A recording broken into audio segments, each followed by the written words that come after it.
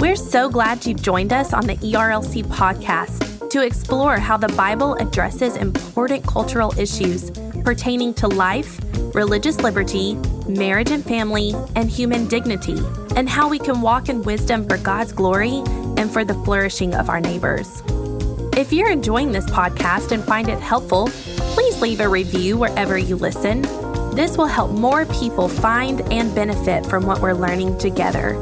We are grateful for the time you take to join us for these conversations.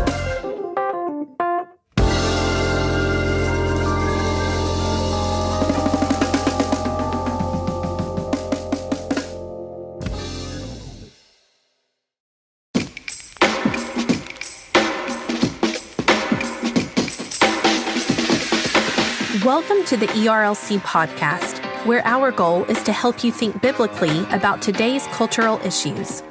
I'm Elizabeth Bristow, and today we're continuing our series on mental health and the church.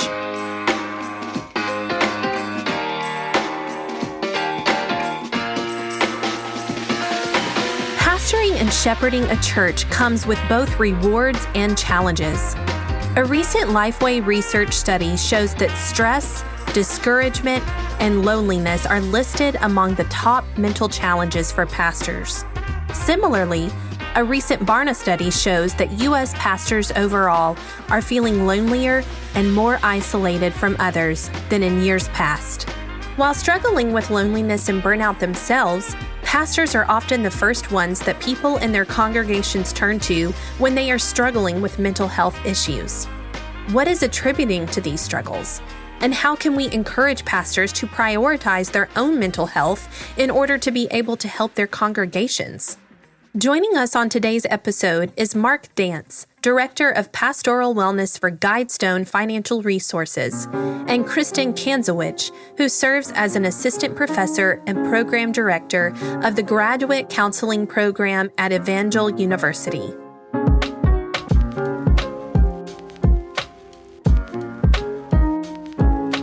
In our last episode, we discussed why mental health is a human dignity issue and should be prioritized. Mark Dance discovered this in a personal way when he experienced a struggle with mental health while serving as a pastor. Here he is recounting that time and how it led him to do the work he does today to help pastors. You know, mental health is just one of the many components of health, as old as the Great Commandment, where we were told by Moses and then Jesus, the most important thing we can do every day is to love God with all of our heart, soul, mind, and strength, which is every part of us. So mental health is just a normal part of health. And so it's always been a normal part of my life as a pastor. It really became personal when I experienced a season about 15, 16 years ago of clinical depression. I was a recipient of help from mental health professionals who happen to also be believers and also happen to be members of my church. And that turned into a story that has been of interest to you and others that want to also advocate for pastoral health. The fact is that I enjoy blowing the stigma out of the room about a touchy topic that most of us have really no experience over. I mean, I took a counseling class at seminary, but that didn't make me a mental health professional. I was in the middle of a relocation, a major historic relocation of a church in central Arkansas, Second Baptist Conway. And I noticed I was different.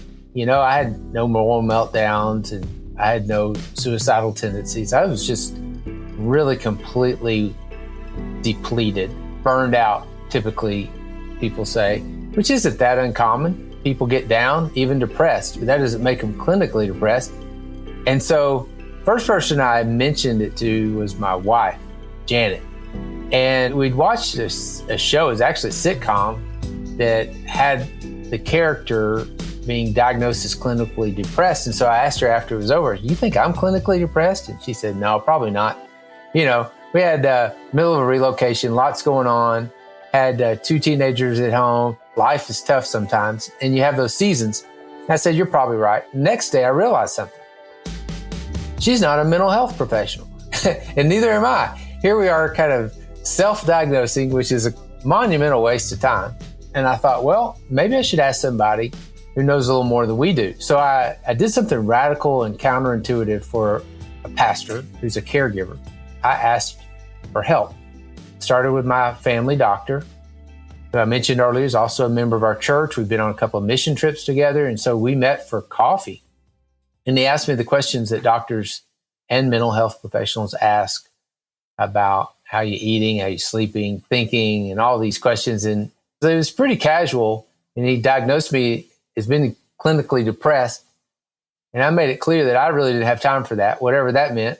And he explained that I needed to change my habits, my routines, my rhythms, because I'd been playing hooky on Sabbath, neglecting myself, which is different than denying yourself, and, using the God card to do it. And so he also gave me a prescription. He said, this may or may not work, but you've depleted all your serotonin, this happy hormone, which explained why I hadn't been happy for a while. And so within a week, a different person, a mental health professional, also in our community, who also she and her husband were new to our church, she set an appointment with me, came to my office, and she only had two questions. One is, do you know that you're clinically depressed? And I said, yes, ma'am. Are you taking anything for it? And I said, yes, ma'am, I am. She said, oh, good. I said, well, I don't know if it works. I just picked it up Wednesday, but I'll do anything to get back to normal. And so I connected those two. They hadn't met, and they became part of what I call a dance team, excuse the pun, of helping me get to be the healthy pastor that I had been for 20 years. And they helped me significantly to get back on track. And then eventually God would use that testimony to help other pastors at the events I get to speak to, or write, or podcasts like this, where I can share what to do when you think you or someone in your family might have a mental health challenge. And that, honestly, there's only two takeaways. One is, if you're not sure, ask somebody who knows what they're talking about. Ask for help. And that's hard. But secondly, don't self-diagnose, because we tend to do that with physical and spiritual relational help as well. If we have a problem, we'll look it up on the internet, try to figure it out ourselves. And that ends up being a bit of a boomerang at times. Though many of us are more aware of mental health and the need for counseling than in past years, there is still misunderstanding, debate, and maybe some fear among Christians regarding how to go about it. Here's Kristen Kansiewicz sharing about her journey into counseling and how she is working to raise awareness and destigmatize conversations around counseling, mental health, and the church. The church setting was foundational to my entire sense of calling. And so I actually, as a teenager, felt called into ministry. And so essentially, there was some counseling that was happening in the church by the pastor, actually one of the assistant pastors. I was aware of counseling in the church setting from the beginning. So I didn't really actually know that much about counseling outside of a church setting until I kind of started studying in my bachelor's degree. So it was kind of an interesting way that ultimately I watched, even as an adolescent, how people come to the church when they need help. And so this idea of having counseling in a church was very natural. It made perfect sense to me that that would be something people are seeking. In fact, Lifeway Research has also, among others, provided documentation for the fact that most people who do go to church go to see their pastor first. So there is a sense of people are seeking help from pastors when they have mental health issues. So for me, one of the things that I saw as a little bit of a gap was the need for greater training on psychology and mental health, which we recognize that there are complicated reasons for its onset and that there are biological things happening. And so I think there's more openness now overall across the American church to say, we do need to, know more about mental health. We do need to refer to licensed professionals in certain cases. And so that was kind of my journey through kind of becoming a counselor that was primarily operating in a church space, was seeing the need, but also seeing the need for more training.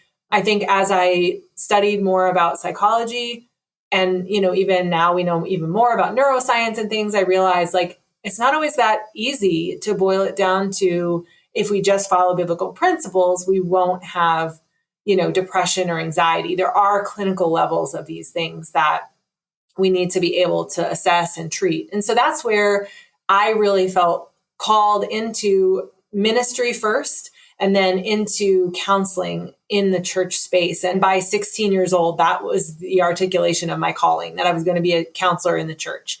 And I went to Wheaton College, as I said, and fell in love with what I was learning there about how psychology and Christian faith can go together, and they don't have to be in opposition. Really, when we boil it down to kind of all truth is God's truth, we can study that just like medicine or anything else, without a fear that we are adopting a secular philosophy. So that has been my journey into that, and really being a bridge builder to Christians who are kind of maybe skeptical or afraid of mental health counseling. Maybe they've been told, to be suspicious of it, or that it's worldly or things like that. And so I really have a heart for decreasing the stigma of mental illness, to help Christians access care. And that was the whole idea of embedding clinical mental health care into church settings. As Mark mentioned in his testimony, it's often hard for pastors to identify if they are depressed, anxious, or have some kind of mental health struggle. And when it comes to their personal lives, it's challenging to take care of themselves by asking for help. Both Mark and Kristen have advice for pastors who might be struggling to slow down, evaluate their lives, and get the help they need. If pastors listen to this, they're like, I'm not sure what's wrong. I'm not sure if anything's wrong. First of all, if you're a male, you're assessing your situation better than it really is. It's called the halo effect. And if you're a pastor, even more so. Things probably aren't as good as you think they are. But at the same time, you might be wondering if there's any hope. And so what I would encourage you to do is look at your life as a total stewardship of what we answer to God for. Instead of Western approach of categorizing every part of your life, I have a physical health, which is different than mental health, which is different than spiritual health. The Bible doesn't do that. It's very comprehensive covenant that we enjoy in both the Old Testament and the New Testament. And so whether we're dealing with mental health, relational health, financial health, whatever it is, it's all part of the stewardship of managing our life, which we know as pastors and ministers in our job description in 1 Timothy 3 and in Titus 1, is that we have to manage our lives before we can manage our homes, and we have to manage our homes before we can manage our church. And part of managing which means lead, it's translated lead in Romans 12, is us taking responsibility to be not perfect, but healthy, because our health is intrinsically tied to the health of our church and our ministry. And so self-care is strategic, not selfish. It's a strategic part of managing, stewarding, owning our role as leader, and making sure we put that oxygen mask on our face first so that we can help other people. For me, the self-neglect was poor stewardship. And so the worst thing I could do is ignore it or just try to plow through it. It's interesting, even when you think about a local community, if a pastor has, made strides in, okay, I refer my congregants to these various Christian counselors in my community, well, now that pastor is really not able to go access those services for himself because all of his congregants are going to those. You have now a different set of relationships with those counselors.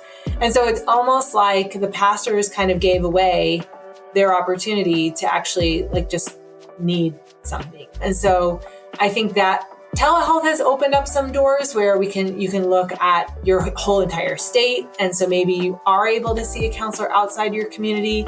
But obviously, pastors also can tend towards a role of caregiving and kind of putting on that superhero cape and I'm fine, I'm the leader, I'm the helper, I don't really need anything.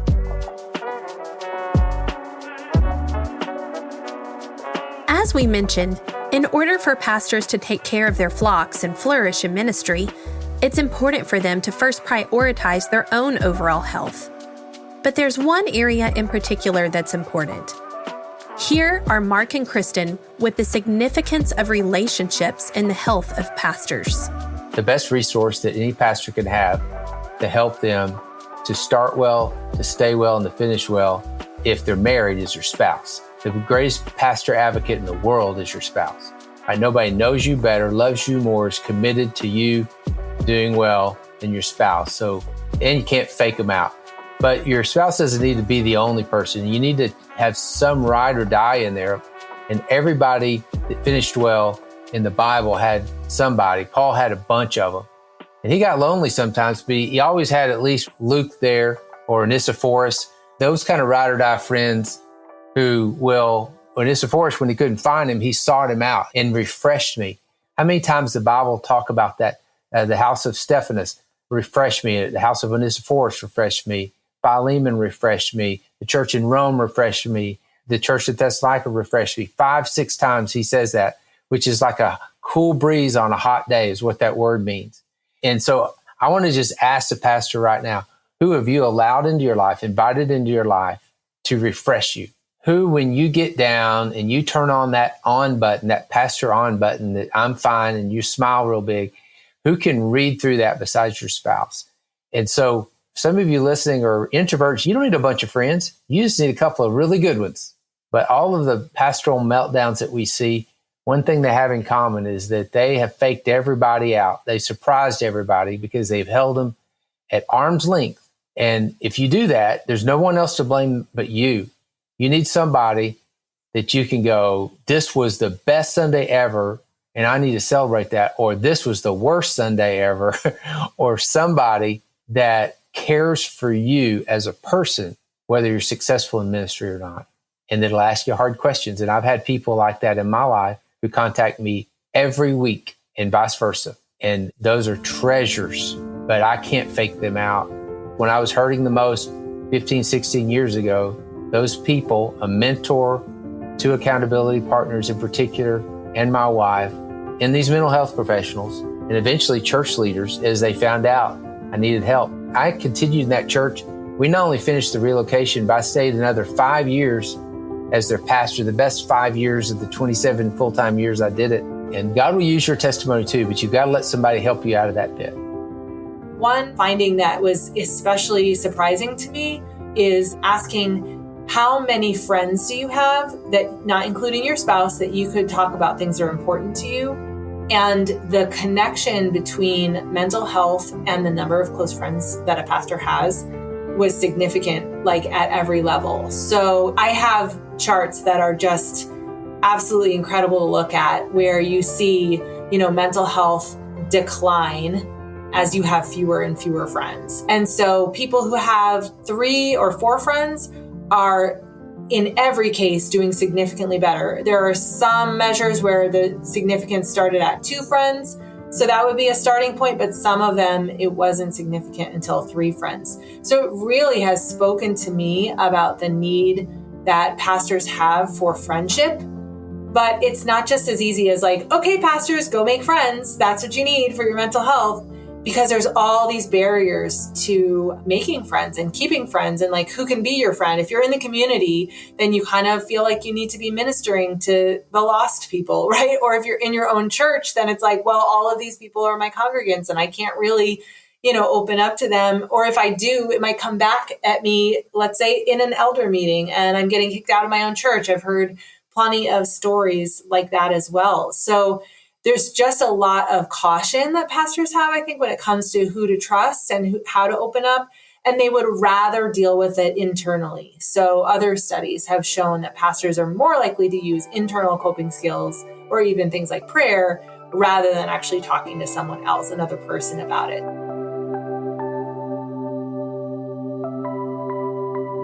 Pastors bear heavy burdens.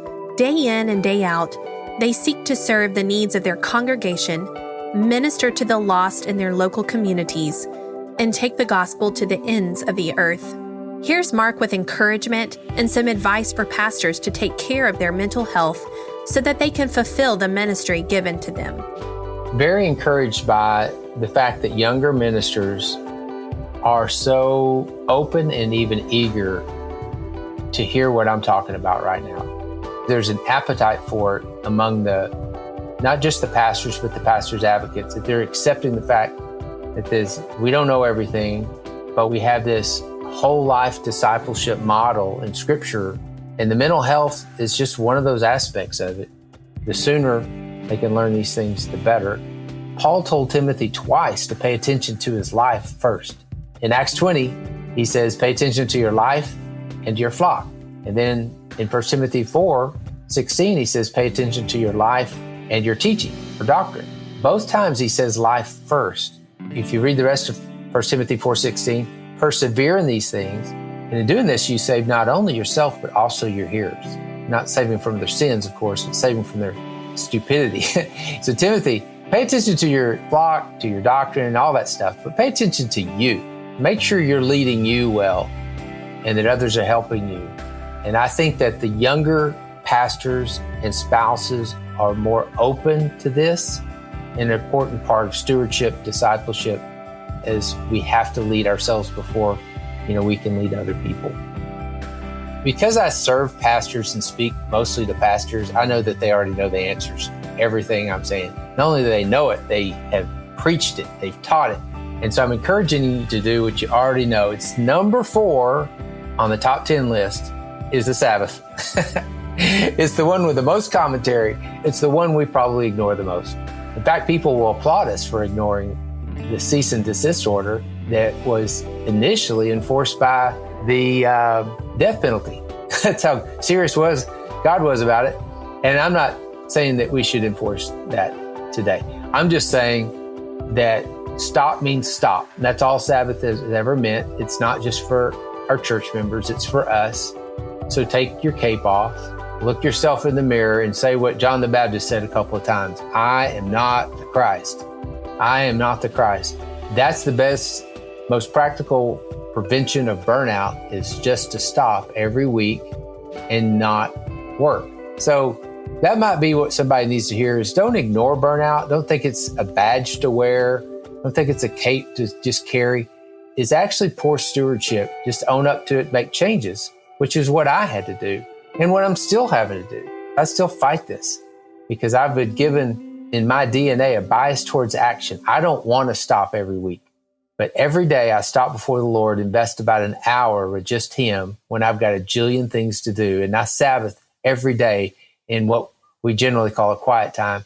And every week I will unplug, and Sundays don't count for those of us who preach on Sundays. That's not a Sabbath. So just find the right time, make it happen, whether you're bivocational or full-time, do it imperfectly, but do it.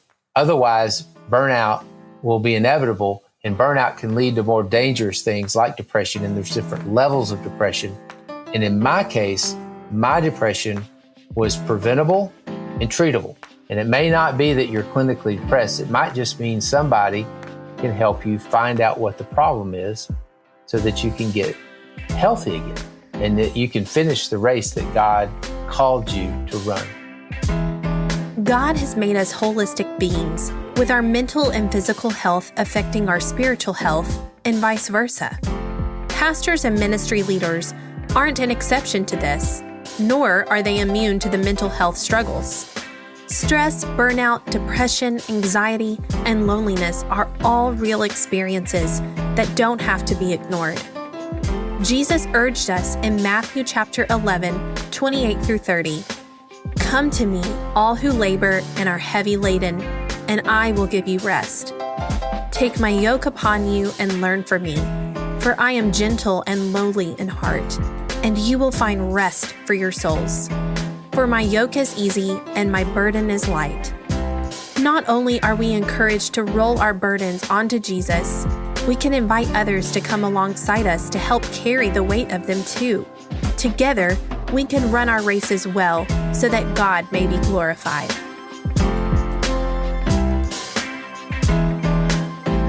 Thank you for listening to the ERLC podcast. Join us next time as we continue our series and take a closer look at social media and its effects on our mental health.